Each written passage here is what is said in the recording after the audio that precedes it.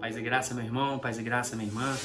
Mais uma vez, é um grande prazer estar com você aqui no canal Passos na Fé, compartilhando um pouco desse estudo bíblico, nos alimentando da palavra de Deus. Eu sou o Anderson Valdetaro.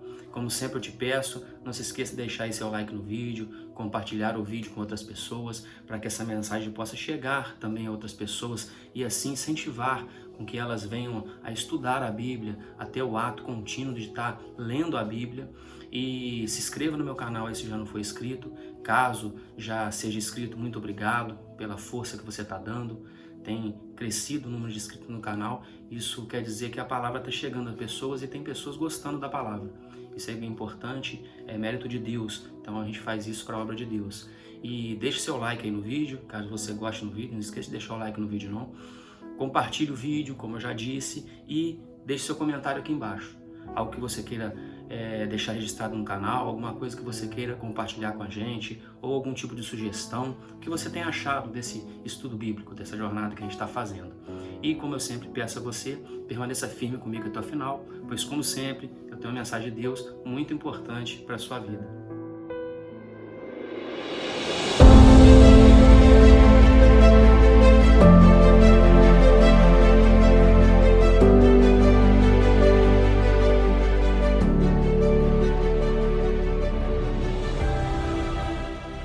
Hoje, então, a gente vai iniciar o capítulo 45 de Gênesis. Faltam 6 capítulos para a gente fechar esse livro de Gênesis. E eu já estou louco para começar logo o estudo de Êxodo, para a gente poder já passar para uma nova fase desse estudo bíblico.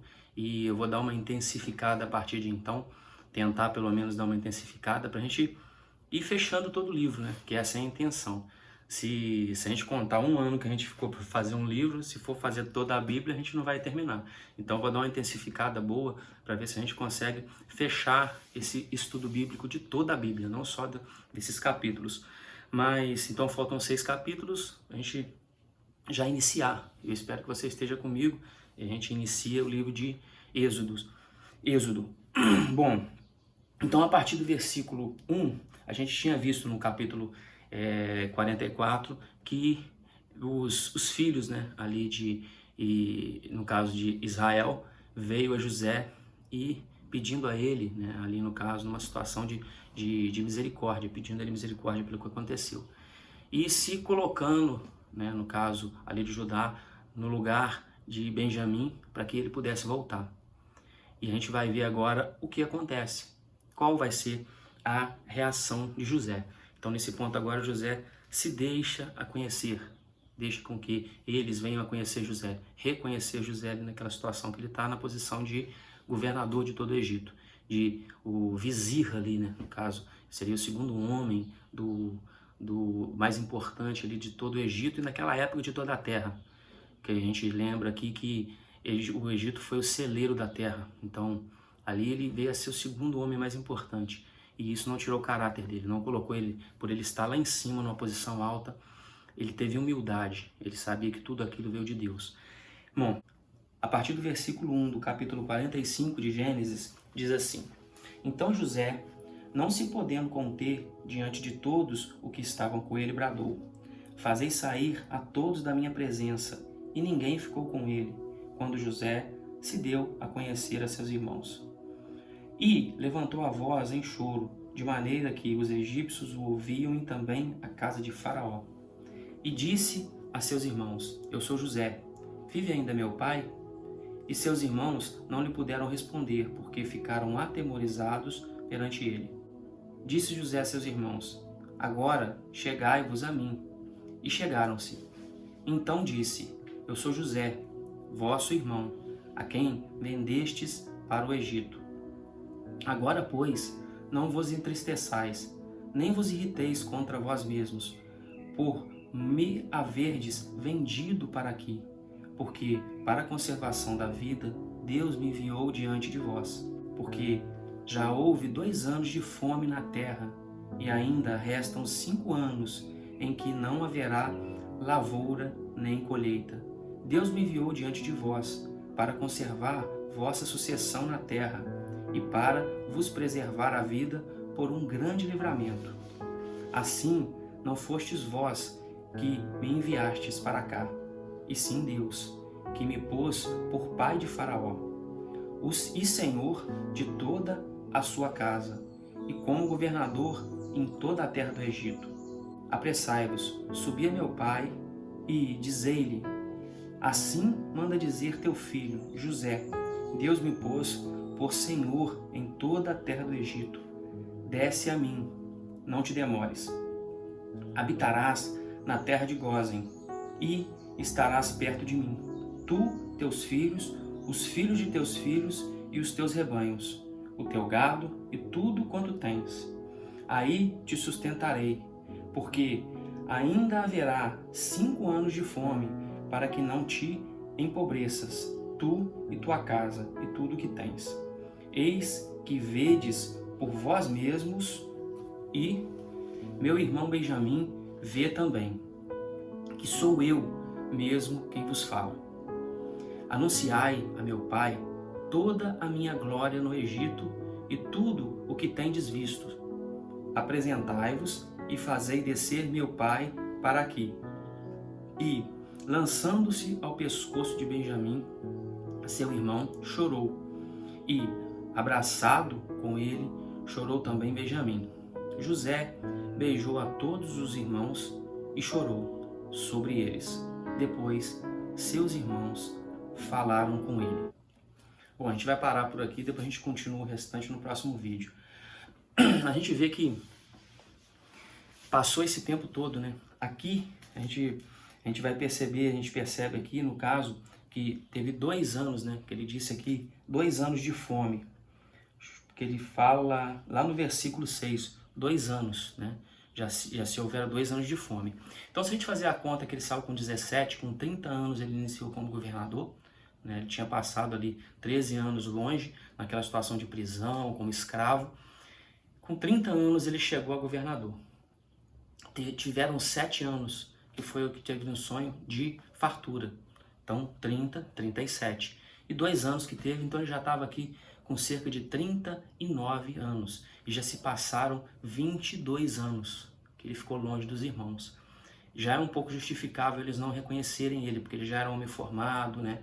Homem feito.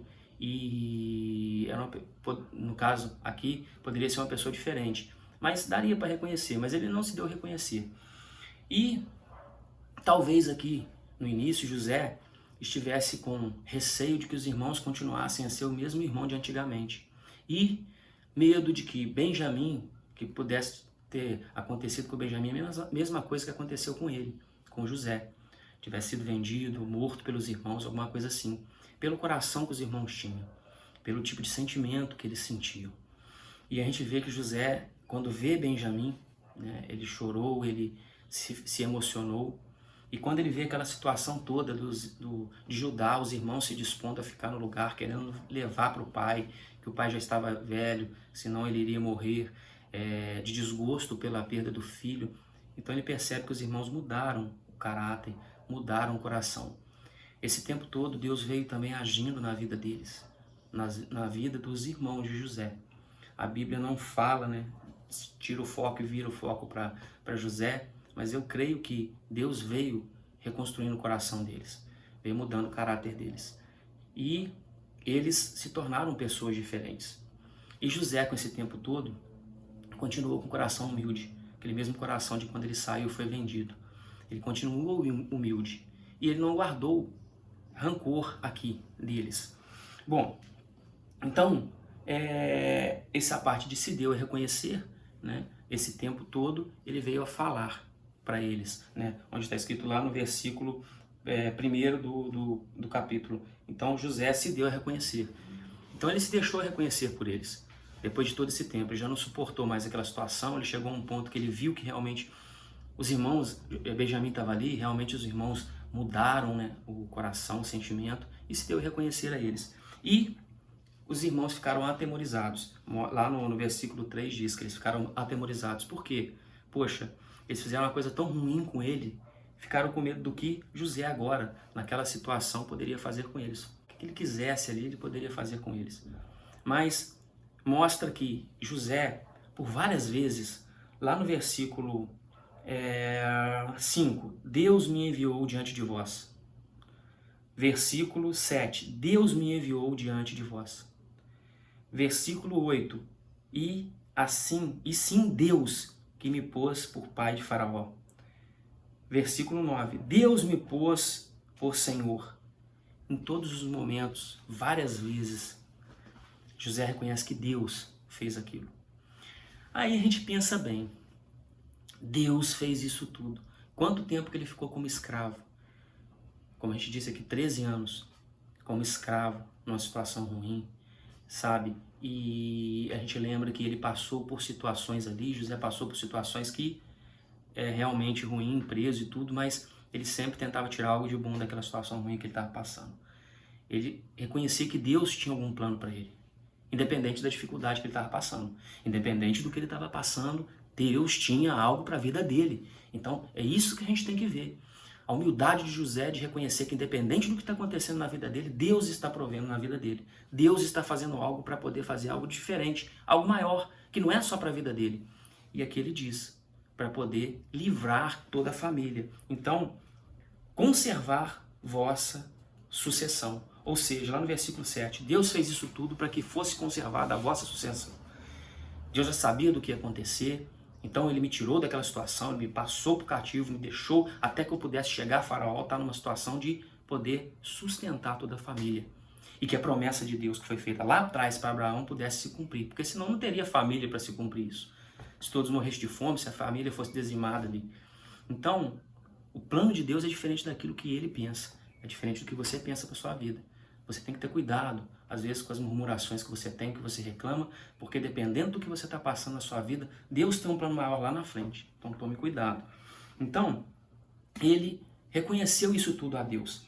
E aqui, quando fala aqui, né, pai de Faraó, no caso, a gente lembra, né, que era Senuserte III, né, que é dito na Bíblia. E o período é de 1878 a 1841 a.C., que é o período que ele ficou. Isso não são todos que eu gosto de falar assim, né? Eu vou falar isso dessa forma, porque existem estudos sobre a Bíblia, então alguns estudam e têm um entendimento da Bíblia, então nada na Bíblia é certo. Certeza, certeza, certeza em tudo. Existem linhas de visões diferentes, né? Visões sobre a Bíblia diferentes. Então, infelizmente, nada é certo, sabe isso que aconteceu, mas os fatos são estimados. Então essa é uma estimativa. Talvez outros estudiosos tenham uma outra. Você pode pôr até no comentário aí, né? Eu tô falando porque teve um que comentou, teve um comentário aqui que falou no canal, e eu expus, então eu exponho de acordo com uma linha, não tem como a gente expor todas, né? Então eu respeito a linha de estudo que alguém possa estar fazendo, eu estou expondo essa daqui, e eu creio nessa, né? Então, aqui, como Senuserte III, nesse de 1878, antes de Cristo, a 1841. E nessa época, o vizir, né? Aquele grande vizir, o vizir que era responsável pela casa de Faraó, era como se fosse realmente pai de Faraó. E o Faraó aqui nessa época, Senuserte III, ele era novo, então era jovem. Então, por isso que diz que é como se fosse pai de Faraó. Então, ele é dito como pai de Faraó. Então, se pôs por pai de Faraó, ele era responsável por Faraó. Ele mandava em tudo. Então, tanto que o selo, a gente lembra que o selo ficou com ele, o anel, né, o sinete. Então, ficou com ele. Ele era responsável por tudo. Abaixo de Faraó era ele, não tinha ninguém. Então, ele reconhece isso a Deus, que Deus colocou ele naquela posição para poder livrar toda a família e o povo de Israel, futuramente. Então me pôs, e a cidade de Gósen. Aí eu até anotei aqui, ó, região nordeste do delta egípcio. É ideal para pastagens, né, no caso, e bom para os rebanhos. Ou seja, aquela região que estava sendo separada essa região de Gósen, lá em Êxodo, lá no Êxodo 8, 22 e Êxodo 9, 26, cita que eles ainda estão lá 400 anos depois, lá na parte de Êxodo. Então essa terra, para ver que o que Deus tem, os planos que Deus tem, tirou ele de uma região, já foi colocado em outra região que vai ser aceito por Faraó, que é a terra de Gósen, e eles permanecem durante 400 anos ali, o povo de Israel. Por conta, né, no caso aqui, os hebreus, por conta do gado, do tipo de subsistência que eles tinham. Então aquela área era uma área boa, uma área de pastagem, e eles permanecem ali. E assim, né, eles se deixam, né? A gente vai ficar aqui hoje, assim eles se deixam a reconhecer, e a gente vai ver que agora, aqui no caso, José pede para os irmãos irem ao pai, né, dizer todas essas coisas que foi revelada ali, né, que foram reveladas ao pai, e que tragam o pai, para que o pai não venha perecer, porque ainda tem 5 anos de fome em toda a terra. 5 anos. Então a gente vê que foi provisão realmente de Deus. E isso é o que eu queria deixar para vocês aqui hoje. Eu espero que vocês tenham gostado do estudo. E o que a gente tira de ensinamento aqui, no principal, que eu disse no vídeo anterior e digo agora, é humildade e perdão. Eu acho que aqui fala muito sobre perdão. Independente do que aconteceu, né, com os irmãos, o que os irmãos fizeram com José, José perdoou. E assim tem que ser na sua vida. Eu disse no outro vídeo que perdão é uma coisa que te liberta. Quando você fica com ódio, com raiva, com ira de alguém, guardando isso te corrói por dentro como se fosse um bicho te comendo, sabe? Isso vai te trazendo coisas, sentimentos ruins, e te torna uma pessoa amargurada, aquela pessoa azeda, sabe? Aquela pessoa que ela não tem em si o brilho da alegria, o brilho, sabe, de ser feliz. É uma pessoa amargurada. E essa é a pior forma que existe de uma pessoa se punir, porque quando você, é como eu já disse, né, quando você guarda um sentimento tão ruim, que é ódio, rancor de alguém, você vai carregando isso durante a vida, e é uma forma que assim, certamente não te afasta da pessoa. Você está sempre com a pessoa no pensamento, sempre com a pessoa no seu coração. E você deve libertar isso. E libertar é libertando perdão. Perdoar a pessoa, sabe? Realmente perdoar, para você se sentir melhor, você se limpar desse sentimento horrível que é. Então, perdão, né? Cristo já disse, né? 70 vezes 7. Então, você tem que perdoar não só 7 vezes, 7 vezes 70. Então, quantas vezes for possível, quantas vezes for necessário, você tem que perdoar as pessoas.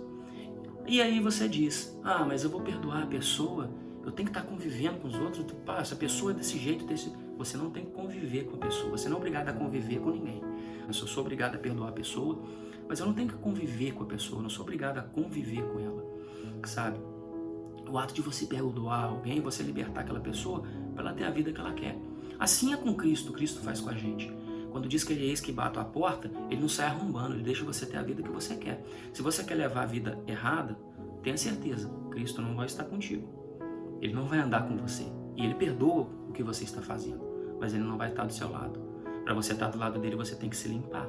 Você tem que esquecer os pecados, você tem que abandonar isso tudo. Aí sim, ele vai estar do seu lado. Porque aí sim você vai estar abrindo a porta para que ele entre e ceie com você, sabe? Você vai estar dando permissão para que Cristo entre em sua vida. Ele não sai arrombando a porta e entrando na sua vida.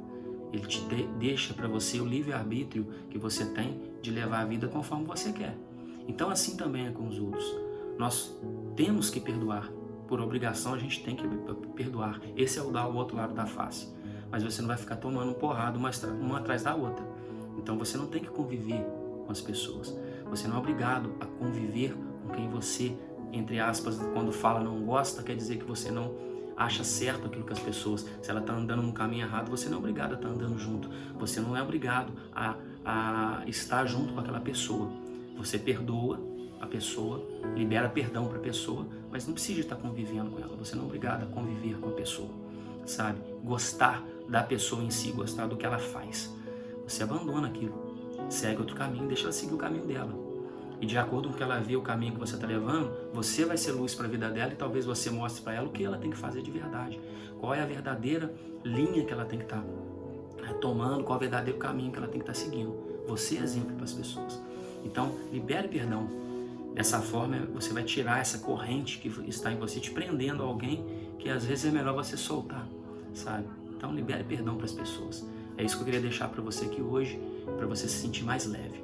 E como eu sempre digo a você, que o Espírito Santo esteja com você em todas as linhas de ações que você venha a tomar, livrando você de todo o mal, que Ele esteja junto com você, sendo luz para o seu caminho, para que você consiga trilhar o caminho correto de Deus, que você entregue a sua vida ao nosso Senhor Jesus Cristo, pois Ele é o único caminho que leva ao Pai, que Cristo esteja junto com você, te livrando de todo mal, de toda enfermidade, de toda doença, trazendo para a sua vida prosperidade, que você consiga prosperar conforme a palavra de Deus, que todas as bênçãos de Deus desçam sobre a sua vida, sobre a sua família e todos os seus de sua vida, todos os seus, todas as pessoas que são chegadas à sua vida, e que você tenha fé, como eu sempre digo, né? Tenha fé em Deus, pois Deus está no controle, Deus está contigo. Um forte abraço e até o próximo vídeo.